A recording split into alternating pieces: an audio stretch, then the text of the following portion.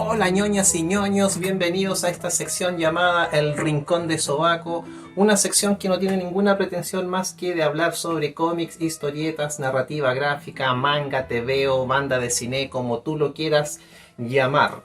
En el capítulo de hoy vamos a hablar sobre una publicación que se realizó en el año 1996 y que fue una publicación bastante particular porque se publicó aquella vez y nunca más se ha vuelto a tocar ese universo.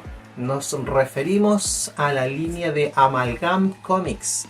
La línea Amalgam fue un universo que fusionó los mundos de la DC y de la Marvel en el año 1996 en un contexto donde el cómic en general estaba en una crisis en términos creativos y también en términos económicos, porque la falta de creatividad en esa década llevó a que muchas editoriales bajaran sus ventas y generó también un desinterés por parte de los lectores que hasta el año 92-93 venía siguiendo las aventuras y las publicaciones de las editoriales de forma constante.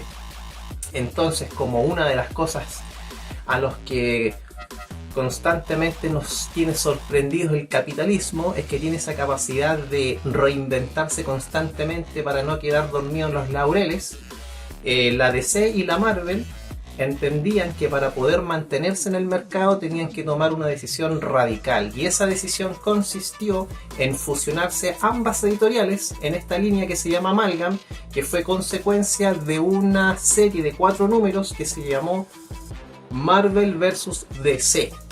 La Marvel vs. DC fue un experimento donde todos los personajes de ambas editoriales se enfrentaron y los resultados de las batallas entre estos personajes eran decididos por los lectores, que podían mandar cartas o podían llamar por teléfono, y ellos tenían, digamos, la posibilidad de definir quién era el vencedor en cada una de estas batallas.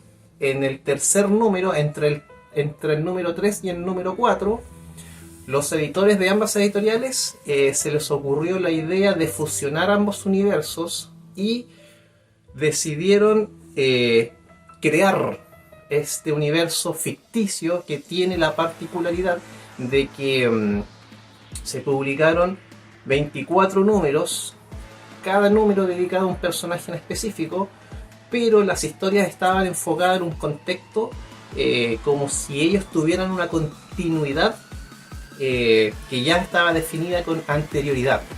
Entonces fue así como aparecieron personajes como Spider-Boy, que muchas veces la gente que no estaba informada sobre estas publicaciones pensaban que esta era una editorial nueva, pero en realidad no, era una humorada.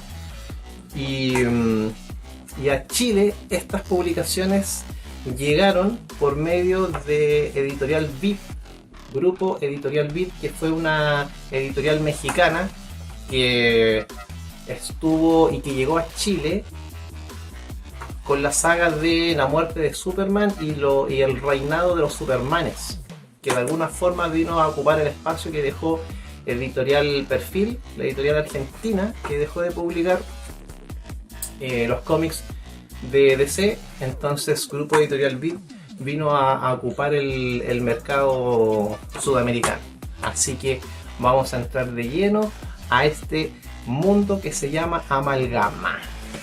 ¡Vamos!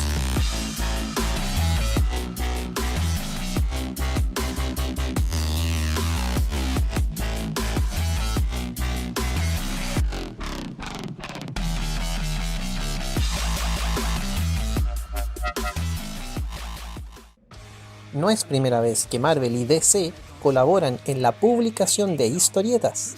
Antes ya habían creado obras como Superman vs. Spider-Man, Batman vs. El Increíble Hulk, Darkseid vs. Galactus y Hangirl, Batman y Capitán América, Batman vs. Spider-Man, X-Men y los Teen Titans, Punisher y Batman, Justice League of America Avengers, Superman Hulk, entre otros. Pero curiosamente, la primera colaboración entre ambas editoriales no fue un crossover entre superhéroes, sino que fue la adaptación en cómic de la película El Mago de Oz, que sirvió como precedente para poner a prueba la capacidad de coordinación entre ambas empresas. En el año 1996, la industria del cómic se encontraba estancada producto de una crisis creativa y económica que obligó a que la DC y Marvel tomaran la decisión de publicar DC vs. Marvel, una historia de 4 partes donde ambos universos se encuentran mediante numerosas batallas que van en dirección a una fusión entre ambos universos. El resultado de dichas batallas eran decididas por los lectores, pero antes de finalizar dicha historia, entre los números 3 y 4, emerge la línea Amalgam, un universo ficticio mostrado como si siempre hubiera existido. Fueron 24 números independientes entre sí que jugaban con una continuidad que nunca veríamos más, puesto que este experimento solo duró una pasada, quedando encerrado en el baúl de los recuerdos ñoños. A Chile, esta serie llegó por medio de Grupo Editorial Vid, una editorial mexicana que se caracterizó por sus traducciones bonachonas y tipografías mecanografiadas.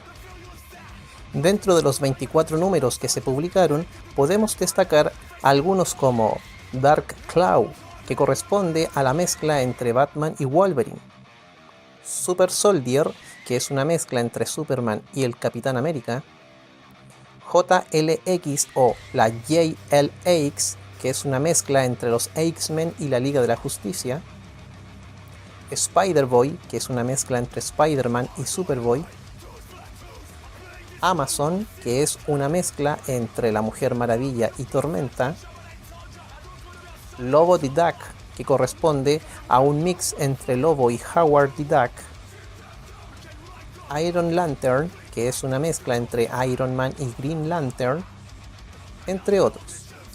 Cabe mencionar que dicho experimento solo se realizó una vez y hasta la fecha no se ha vuelto a publicar nuevas historias de dichos personajes, a pesar de que cada cierto tiempo emergen rumores de que ambas editoriales buscan retomar dicha continuación. Esto es debido a que dichas publicaciones nunca tuvieron una connotación seria y siempre se plantearon como una humorada a modo de homenaje para los grandes autores que forjaron ambos universos, como Jack Kirby, John Romita, Neil Adams, Jerry Siegel, Joe Shuster, entre otros. Además de lo anecdótico de la experiencia, no hay mucho más que rescatar en términos de profundidad artística. Lo positivo es que puedes atesorar cada número como una rareza independiente de qué trate cada historia. Partimos entonces con la revisión de estos ejemplares de Amalgama, publicados por Grupo Editorial Vid, editorial mexicana, y partimos con Spider-Boy. Spider-Boy es una mezcla entre Spider-Man y Superboy, pero en este caso el Superboy que aparece en esta revista corresponde al Superboy de los años 90, que fue un clon producido a raíz del Superman original. Entonces no es Kal-El en su versión joven, sino que es un clon de Superman que apareció por primera vez en el reinado de los Supermanes, posterior a la muerte de Superman. Y bueno, como este Superboy vendría siendo un clon, aquí lo mezclaron con Spider-Man, que en esa época, en el año 96, también era un clon, no era Peter Parker el que portaba el traje de Spider-Man, por lo tanto aprovecharon el gancho de que ambos eran clones para fusionarlos en uno solo y jugar con este tema de que este personaje es un clon. Entonces, bueno, aquí por ejemplo en la diagramación podemos ver que todos los números tienen el número 1, jugando con esto de que es el primer ejemplar. Obviamente esto después no continuó. Y el logo de Amalgama, si ustedes se fijan, es una mezcla entre lo que era el logo de la Marvel de esa época y el logo de la DC. Obviamente el Grupo Editorial Vid le pone acá arriba el logo de Superman. Superman presenta como un gancho para poder vender estos números, porque obviamente en el mercado mexicano la editorial tenía que asegurarse de que esta revista fuera vendida. Por lo tanto, poner acá que este personaje corresponde al universo de Superman le aseguraba un poco de vitrina con el tema de los kioscos. Y bueno, aquí como podemos ver, hay mucha referencia a lo que es el cómic de la edad plateada de los años 70. De hecho, tenemos ese personaje ahí que se llama... déjenme ver.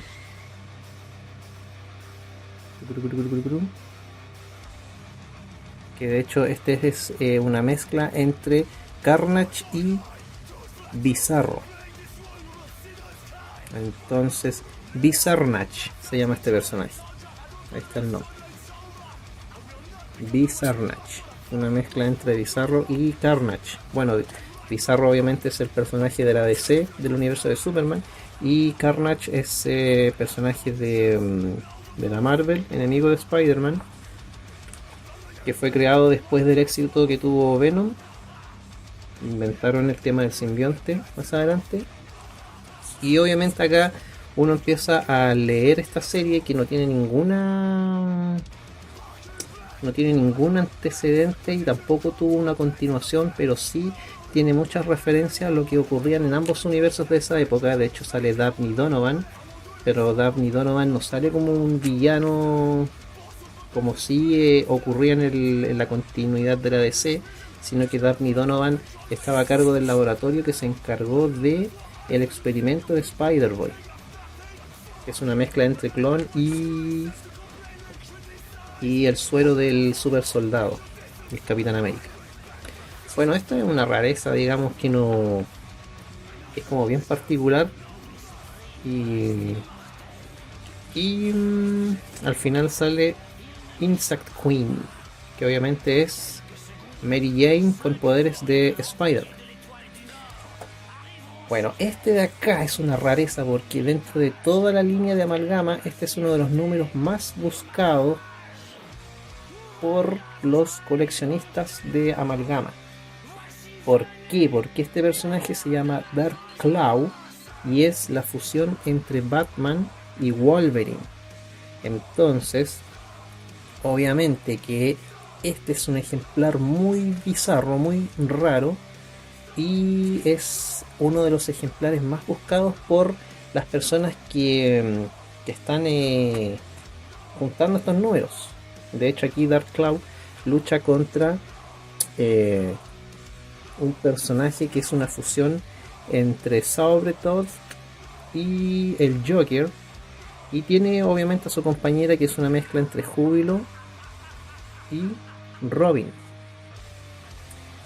El trazo que se ve acá, bueno, esto es muy de la escuela de la Image, que yo siempre tomo como referencia la Image porque ellos fueron los que ingresaron o los que posicionaron el ángulo grande a página encontrada, por ejemplo, con un gran dibujo, ojalá muy poquito texto, para irse netamente por la parte visual.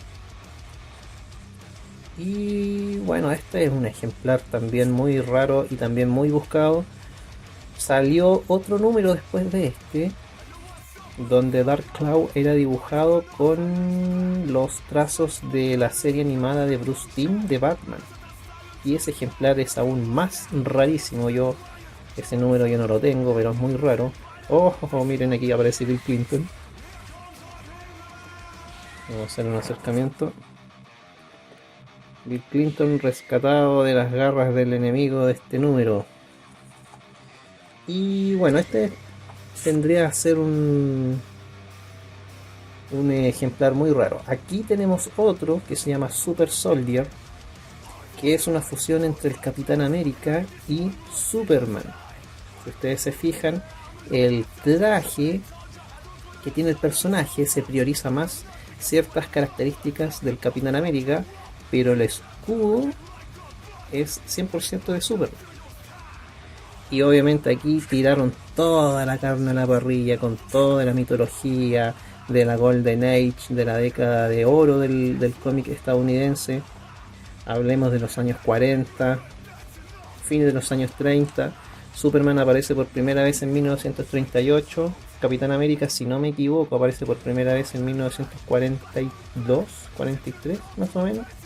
Entonces obviamente esta historia tiene como enemigos a nazis, tiene como enemigos a cualquier elemento que sea un obstáculo para el desarrollo de la democracia, los valores de la justicia estadounidense. Entonces acá por ejemplo sale el Lex Luthor, que es una fusión entre el Red Skull, Calavera Roja, y Lex Luthor. Y obviamente este es un ejemplar muy raro también y muy buscado porque representa un poco de los dos personajes más icónicos del universo de Marvel y DC. Aquí tenemos otro ejemplar llamado Magneto y los Magnetic Men, que es una mezcla entre los Metal Men del universo de la DC y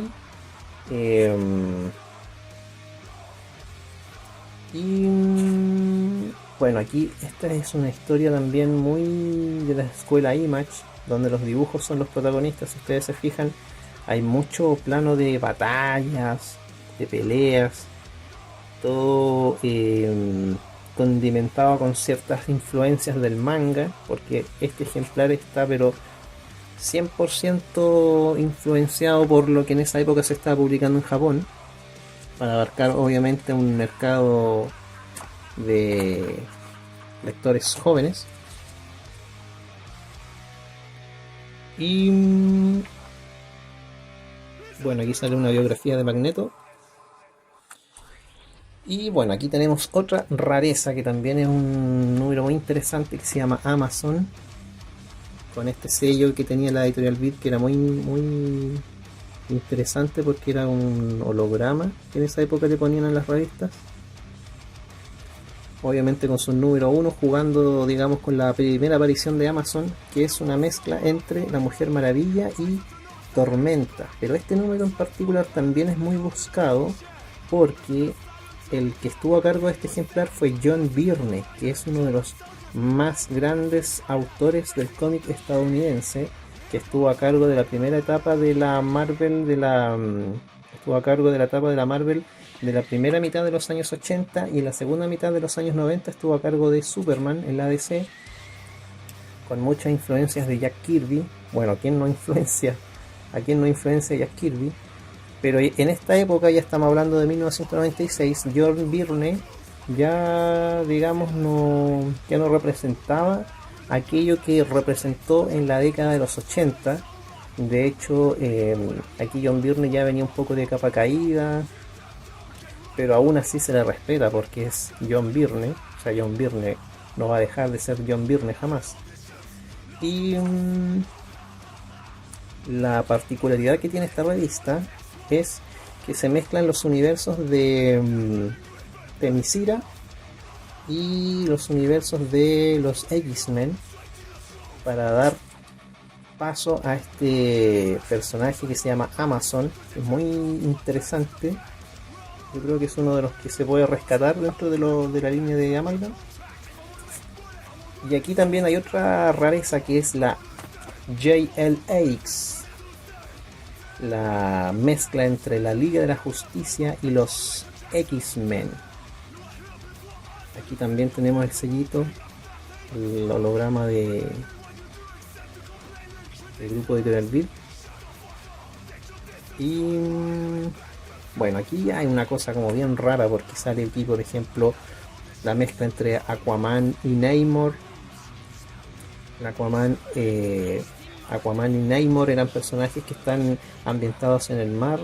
Aquí, por ejemplo, tenemos una mezcla entre Phoenix y Fire, que eran los personajes de la Liga de la Justicia y de los X-Men. Aquí ya tenemos una mezcla entre Gambito y un personaje que no recuerdo el nombre ahora en este momento, pero que tiene la particularidad de que juega con las sombras.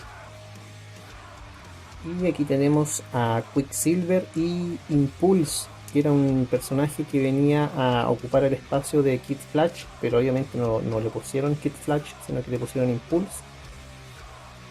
Y bueno, este también es otro ejemplar muy buscado porque aquí ya tiran toda la carne a la parrilla en relación a lo que tiene que ver con dibujos, colores. En términos de historia, ninguno es como muy rescatable en realidad porque ninguno plantea una temática muy profunda, pero sí se plantean mucho, ¿cómo se llama? Muchos recursos efectistas, harto color, harto dibujo, harta chaya, harta palomita, pochoclero como se refería Rafael de la Iglesia. Y bueno, un ejemplar también raro. Este también es muy particular porque es la X Patrol, que es una cruza entre la Patrulla Condenada y X Factor. La X Factor estaba ambientada en el universo de los X-Men.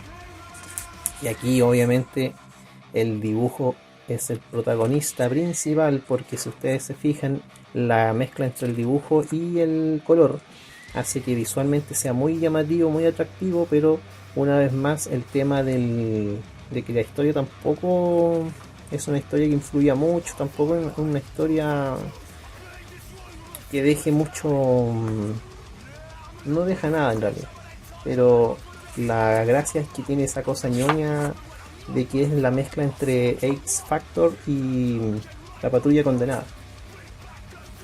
Bueno, estos de acá en Estados Unidos originalmente tuvieron la impresión, distribución y coordinación de todo lo que tuvo que ver con esta revista, estuvo a cargo de la DC. Después vino una segunda etapa que estuvo a cargo de la Marvel y que también la editorial Big publicó. Y fue una segunda oleada porque esto fue un experimento que a pesar de todo, a pesar de la calidad de las publicaciones, fue un éxito. Entonces decidieron seguir con esta segunda oleada y aquí por ejemplo publicaron Lobo the Duck, que es una mezcla entre Lobo y Howard the Duck. Howard es un pato que también tiene es como muy histriónico, que en los años 80 fue un éxito. De hecho tuvo su propia película y era un personaje muy irreverente, muy sarcástico, que después obviamente dejó de vender y pasó a segundo plano. Y en los años 90 el personaje que tomó la antorcha de la ironía y del sarcasmo fue Lobo.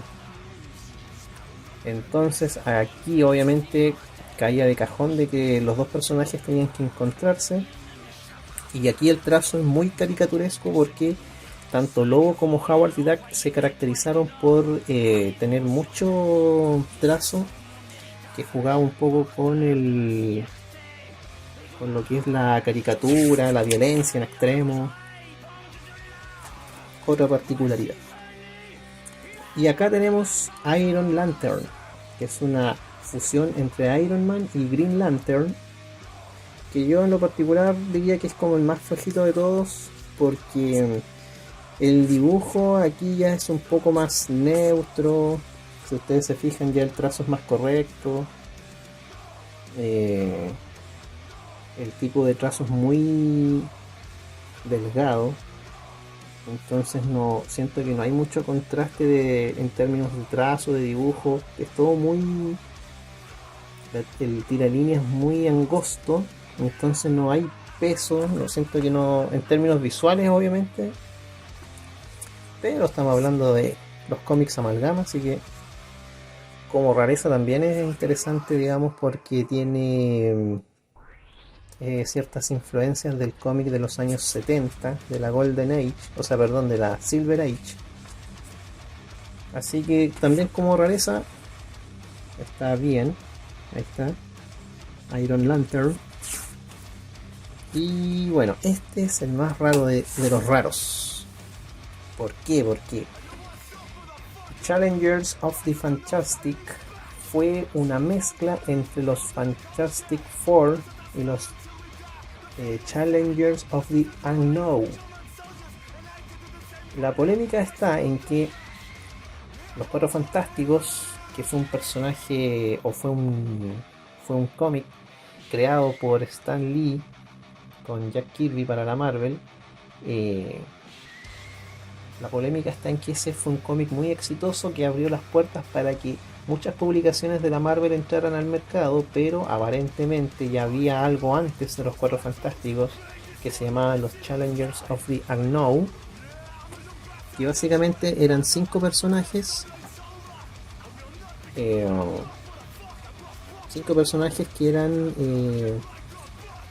el tipo musculoso, el científico, la niña, digamos, protagonista, y la niña tenía un hermano, y si ustedes se fijan, lo que yo le estoy describiendo son los Cuatro Fantásticos, pero los Challengers of the Unknown existían de antes en la DC, y ahí está la polémica, porque dicen que en realidad los Cuatro Fantásticos es una copia a ese grupo, pero aún así aquí la Amalgama se dedicó a unirlos a ambos y sacar este ejemplar llamado Challengers of the Fantastic, que es la mezcla entre los Cuatro Fantásticos y los Challengers of the Unknown. Y este cómic es dibujado por Tom Grummett, que tuvo su época de gloria en los cómics de la DC, dibujando Superman en el periodo del 91-92. Y aquí ya también hay toda una mitología en torno a lo que es el universo de Jack Kirby, porque aparecen personajes un poco particulares como Silver Racer, que es una mezcla entre Silver Surfer y el corredor, no recuerdo cómo se llama el corredor, era un personaje también de Jack Kirby que aparecía en la DC, que tenía la función de ser tenía la función de conectar el mundo de los vivos con el mundo de los muertos. Y aquí tenemos a Galactiac, que obviamente tiene como una influencia de Galactus, con Brainiac. Entonces esto ya es como una apología a todo lo que tiene que ver con el universo de Jack Kirby, y al final de este número aparece un personaje llamado el Doctor Doomsday, que es una mezcla entre el Doctor Doom y Doomsday. Así que bueno, eso por lo menos son los ejemplares que tengo yo, pero hay muchos más que obviamente yo no los tengo porque en su momento no me interesaron mucho, pero que son igual de interesantes. Y eso, yo creo que la gracia de estos ejemplares radica en que son todos muy raros, y en estos momentos son muy difíciles de encontrar, así que si ustedes pueden encontrar alguno por ahí, traten de, bueno, obviamente si son muy ñoños y les gusta tener estas rarezas ñoñas, recomendable tenerlos, porque cada ejemplar, digamos, funciona por sí solo, no tienen necesidad de comprar otro para generar una continuidad, así que en ese sentido se van a la segura.